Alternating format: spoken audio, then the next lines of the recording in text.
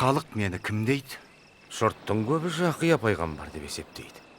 Біреулер сені Ильяс пайғамбар дейді. Ал үшіншілер сені бұрынғы пайғамбарлардың бірі екен, қайта тіріліп жерге оралыпты дейді. Ал өздерің кім дейсіңдер?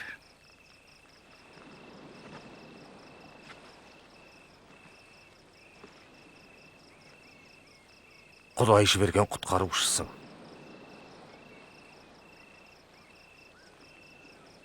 Бұл туралы ешкімге айтпаңдар.